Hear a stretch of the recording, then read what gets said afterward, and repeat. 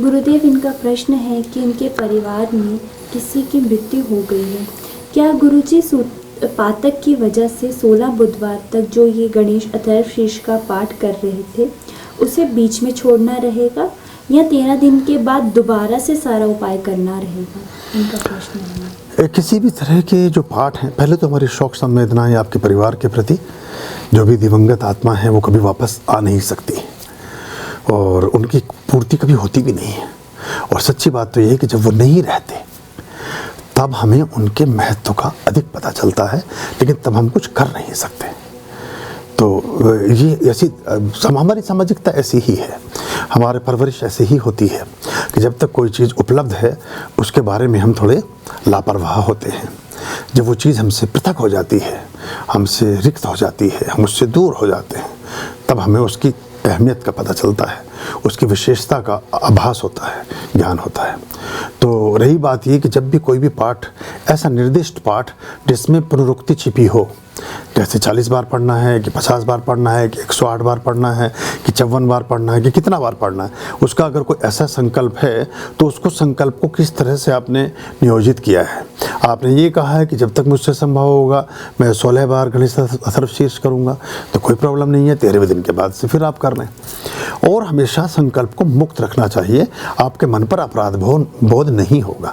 और प्राय आपके संकल्प चेष्टा अधिक ना होने के कारण पूर्ण भी हो जाएंगे।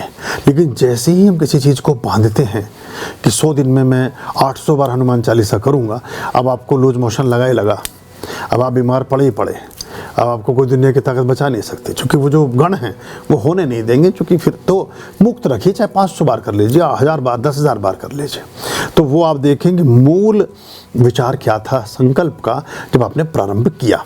अगर आपने ये कहा था, अपने मन से ये विचार रखा था, ऐसा संकल्प बुना और चुना था कि मैं अनवरत कंटिन्यूटी में बिना नागा 16 बार 16 बुधवार तक गणेश अथर्वशीर्ष को करता रहूँगा, तो ये खंडित हो गया। पुनश्च आपको फिर 0 से शुरू करना पड़ेगा, 0 से प्रारंभ करना होगा।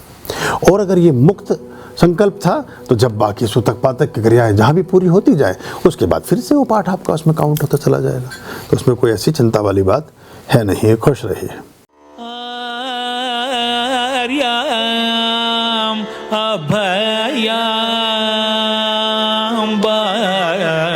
भज रे चित संततम आर्याम अभयाम भज रे